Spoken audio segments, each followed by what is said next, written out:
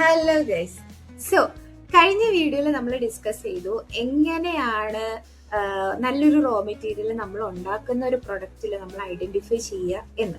Okay, ഇനി നമ്മൾ discuss ചെയ്യാൻ പോകുന്നത്, നിങ്ങളൊരു കെമിസ്റ്റ് ആണെന്നുണ്ടെങ്കിൽ നിങ്ങൾ അറിഞ്ഞിരിക്കേണ്ട ഒരു 10-25 റോ മെറ്റീരിയലുകൾ ഉണ്ട്, അതായത് എസെൻഷ്യൽ ആണ്.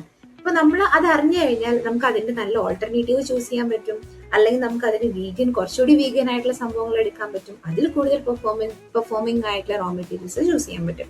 So going back to the video, നമുക്ക് നോക്കാം എന്താണ് ആ 25 essential raw material that every industrial chemist must know. Okay, നമുക്ക് ഓരോ സെക്ഷൻസ് ആയിട്ട് തിരിക്കാം. നമുക്കറിയാം കെമിക്കൽസിൽ കുറെ ഫാമിലീസ് ഉണ്ട്, കുറെ ഗ്രൂപ്പ്സ് ഓഫ് കെമിക്കൽസ് ഉണ്ട്. അതിന് നമുക്ക് ഓരോരോ ഗ്രൂപ്പ് ഓഫ് സെക്ഷൻസ് ആയിട്ട് ഡിവൈഡ് ചെയ്യാം. ഫസ്റ്റ് സെക്ഷൻ നമ്മൾ ഡിസ്കസ് ചെയ്യാൻ പോകുന്നത് സർഫക്റ്റന്റ് ആണ്. നിങ്ങൾ ഒരു കെമിക്കൽ ഇൻഡസ്ട്രിയിലാണ്, നിങ്ങൾ സർഫക്റ്റന്റിനെ കുറിച്ച് അറിഞ്ഞിരിക്കണം. അപ്പൊ എന്തൊക്കെ സർഫക്റ്റന്റുകളാണ് നമുക്ക് അറിഞ്ഞിരിക്കേണ്ടതെന്ന് നമുക്ക് നോക്കാം.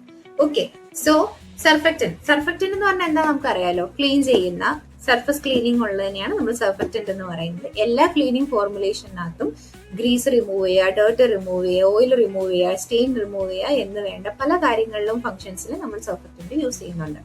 കോമൺ ആയിട്ട് നമ്മൾ ഇൻഡസ്ട്രിയിൽ യൂസ് ചെയ്ത് വരുന്ന സർഫക്റ്റന്റ് എന്ന് പറയുന്നത് നമ്പർ 1 ആണ് സോഡിയം ലൊറൈൽ എസ്റ്റർ സൾഫേറ്റ്, അല്ലെങ്കിൽ നമ്മൾ ഷോർട്ട് ഫോം ആയിട്ട് SLAS എന്ന് പറയും.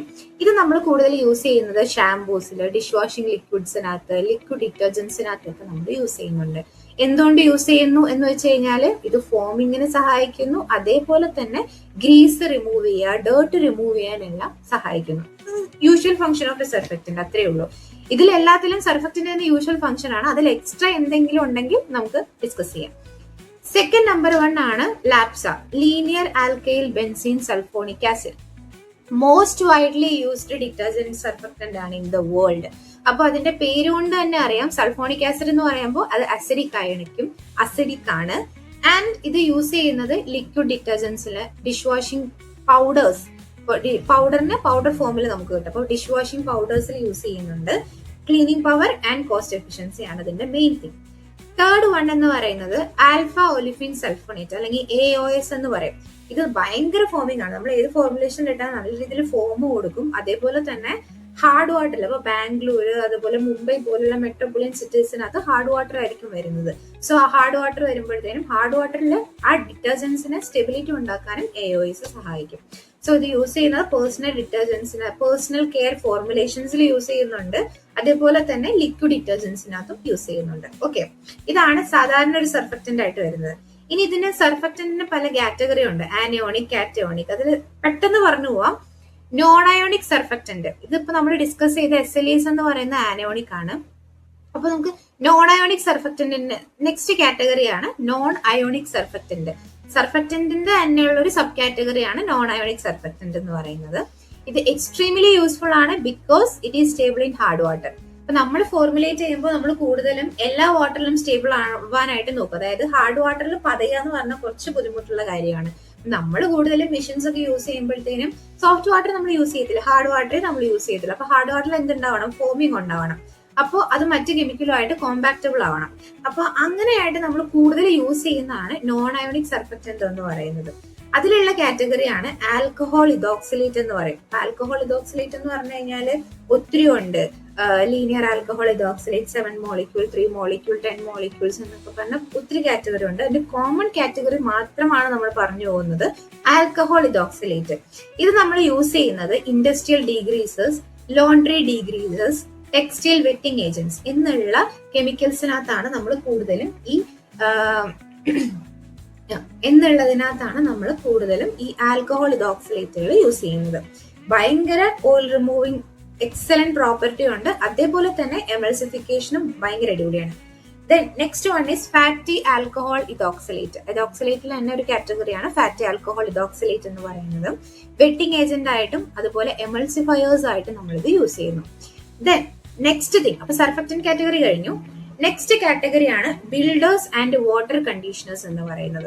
അപ്പോൾ ബിൽഡേഴ്സ് ആൻഡ് വാട്ടർ കണ്ടീഷണേഴ്സ് എന്ന് പറഞ്ഞു കഴിഞ്ഞാൽ നമ്മൾ ഉണ്ടാക്കുന്ന ഫോർമുലേഷന്റെ പെർഫോമൻസ് കൂട്ടാനും വാട്ടറിന്റെ ഹാർഡ്നെസ് കുറയ്ക്കാനും സർഫക്റ്റന്റിന്റെ എഫിഷ്യൻസി കൂട്ടാനും നമ്മളെ സഹായിക്കുന്നു. ഓക്കെ, സോ ഇമ്പോർട്ടന്റ് ആയിട്ട് നമ്മൾ യൂസ് ചെയ്യുന്ന, അല്ലെങ്കിൽ നിങ്ങൾ അറിഞ്ഞിരിക്കേണ്ട കുറച്ച് ബിൽഡേഴ്സ്. അപ്പൊ ഞാൻ പറയുന്നില്ല ഇതെല്ലാം വീഗൻ ആണ്, ബയോഡിഗ്രേഡബിൾ ആണ്. നിങ്ങളുടെ റെസ്പോൺസിബിലിറ്റി ആണ് to research about the raw material that you are going to use. So അറിഞ്ഞിരിക്കണം എന്ന് പറയുന്നതിന്റെ മെയിൻ കാരണം എന്ന് പറഞ്ഞാൽ, നിങ്ങൾ ഇത് അറിഞ്ഞിരുന്നാൽ ഇതിന് നല്ല ഓൾട്ടർനേറ്റീവ് നിങ്ങൾക്ക് ചൂസ് ചെയ്യാൻ പറ്റും. Okay, so the first one is STPP, sodium tripolyphosphate. ഇതിന്റെ ഫംഗ്ഷൻ എന്ന് പറയുന്നത് ഹാർഡ് വാട്ടർ സോഫ്റ്റനിങ്ങിന് സഹായിക്കുന്നു, എൻഹാൻസസ് ക്ലീനിങ് പവർ എൻഹാൻസ് ചെയ്യാനും സഹായിക്കുന്നു. ദെൻ സോഡിയം കാർബണേറ്റ് അല്ലെങ്കിൽ സോഡ ആഷ് എന്ന് നമ്മൾ കോമൺ നെയിമിൽ വിളിക്കും. കൂടുതലും പൗഡർ ഡിറ്റർജൻസിനകത്തും ടെക്സ്റ്റൈൽ സ്കോറിംഗ് ഏജൻസിനകത്തുമാണ് കൂടുതലും ഇത് യൂസ് ചെയ്യുന്നത്. സോ ദ ആൽക്കലി എൻവയോൺമെന്റിനകത്ത് ഭയങ്കര എഫക്റ്റീവ് ആണ്. അതായത് സ്കോറിങ്ങിന് ഭയങ്കര നൈസ് ആണ്, ഡൈ ഇൻടേക്കിന് ഭയങ്കര നൈസ് ആണ്, പൗഡർ ഡിറ്റർജൻസിന്റെ എഫിഷ്യൻസി കൂട്ടാനും ഭയങ്കര നൈസ് ആണ്. അപ്പോൾ ഇത് ആൽക്കലൈൻ എൻവയോൺമെന്റിനകത്താണ് കൂടുതലും വർക്ക് ചെയ്യുന്നത്. ഇനി നെക്സ്റ്റ് തിങ് ആണ് ചെലേറ്റിംഗ് ഏജന്റ്. നമ്മൾ പറയും ചെലേറ്റിംഗ് ഏജന്റ് എന്ന് പറഞ്ഞാല് ഹാർഡ് വാട്ടറിനെ റിഡ്യൂസ് ചെയ്യുക, അതായത് hardness of the water reduce ചെയ്യുന്ന ആളാണ് ഒരു ചെലേറ്റിംഗ് ഏജന്റിന്റെ മെയിൻ ആയിട്ടുള്ള ഫംഗ്ഷൻ. അപ്പൊ ഏറ്റവും കൂടുതൽ നമ്മൾ യൂസ് ചെയ്യുന്ന ചെലേറ്റിംഗ് ഏജന്റ് എന്ന് പറയുന്നത് EDT ആണ്. ഓക്കെ, ഇതിലും ഡയാമിൻ ടെട്രാസിറ്റിക് ആസിഡ് ആണ്. ഡിറ്റർജൻസിലും പേഴ്സണൽ കെയർ പ്രൊഡക്ട്സിനകത്തും ഇൻഡസ്ട്രിയൽ ക്ലീനേഴ്സിലും വരെ നമ്മൾ EDT യൂസ് ചെയ്യുന്നുണ്ട്. ഇപ്പൊ അതിന്റെ വേറൊരു ഓൾട്ടർനേറ്റീവ് വന്നിട്ടുണ്ട് GLDA അല്ലെങ്കിൽ MGDA എന്ന് പറഞ്ഞിട്ട്. ഇത് മോഡേൺ ബയോഡിഗ്രേഡബിൾ ഓൾട്ടർനേറ്റീവ് ആണ്. Biodegradable, same property, chelating agent. Next thing ആണ് സോൾവെന്റ്. സോൾവെന്റ് എന്ന് പറഞ്ഞാൽ നമ്മൾ ഈ സാധനം എടുക്കുന്ന സർഫക്റ്റന്റ് ആയാലും ചെലേറ്റിംഗ് ഏജന്റ് ആയാലും ബിൽഡേഴ്സ് ആയാലും ഡിസോൾവ് ചെയ്യാൻ എന്തെങ്കിലും സാധനം വേണമല്ലോ, അതാണ് സോൾവെന്റ്. സോൾവെന്റ് എന്ന് പറയുന്നത് it not only help to dissolve the raw material, it also help to dissolve the oil, fragrance and other ingredients. So നമ്മൾ മെയിൻ ആയിട്ടും കോമൺലി യൂസ് ചെയ്യുന്ന ഇതെന്ന് പറയുന്നത് ഐസോപ്രൊപ്പൈൽ ആൽക്കഹോൾ, IP യൂസ് ചെയ്യും. അത് സർഫസ് ക്ലീനിങ്ങിലും സാനിറ്റൈസേഴ്സിലും മാത്രം, ഡിറ്റർജൻസിലും ഉപയോഗിക്കത്തില്ല കേട്ടോ. ദെൻ ബ്യൂട്ടൈൽ ഗ്ലൈക്കോൾ, അത് ഒരു ഡീഗ്രീസിങ് ആയിട്ടുള്ള ഒരു പ്രൊഡക്റ്റ് ആണ് നമ്മൾ ഉണ്ടാക്കുന്നതെങ്കിൽ അതിനകത്ത് ബ്യൂട്ടൈൽ ഗ്ലൈക്കോൾ ആഡ് ചെയ്യും. ഗ്ലാസ് ക്ലീനേഴ്സിലൊക്കെ നമ്മൾ കൂടുതൽ യൂസ് ചെയ്യുന്നതാണ് ബ്യൂട്ടൈൽ ഗ്ലൈക്കോൾ എന്ന് പറയുന്നത്. Then next one is thickening agent. Thickening agent നമ്മൾ ഉണ്ടാക്കിയ പ്രൊഡക്റ്റ് കുറച്ച് വെള്ളം പോലെ ഇരിക്കണോ അതോ ഹണി പോലെ നല്ല വിസ്കോസിറ്റി ആയിട്ട് ഇരിക്കണോ എന്ന് ഡിറ്റർമൈൻ ചെയ്യുന്നത് നമ്മുടെ കസ്റ്റമേഴ്സ് ആണ്.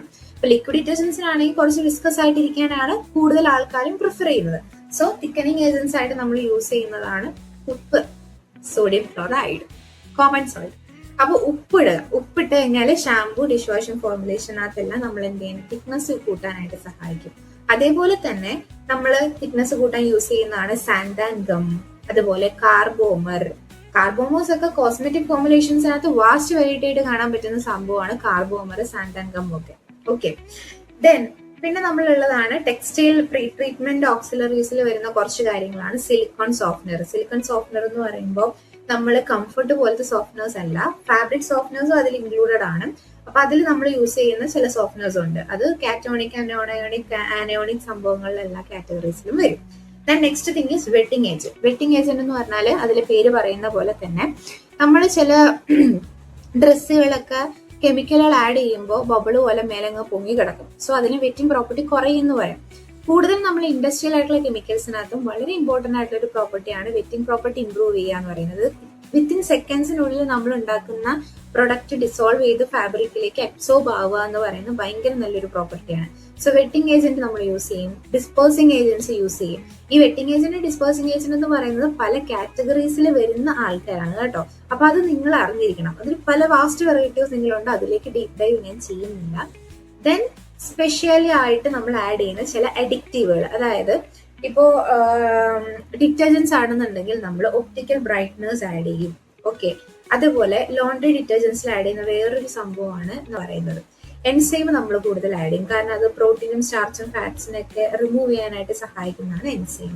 Then the last thing is preservative എന്ന് പറയുന്നത് മൈക്രോബിയൽ ഗ്രോത്തിനെ ഇൻഹിബിറ്റ് ചെയ്യാനും നമ്മൾ ഉണ്ടാക്കുന്ന പ്രൊഡക്റ്റിന്റെ ഷെൽഫ് ലൈഫ് കൂട്ടാനും സഹായിക്കുന്നു.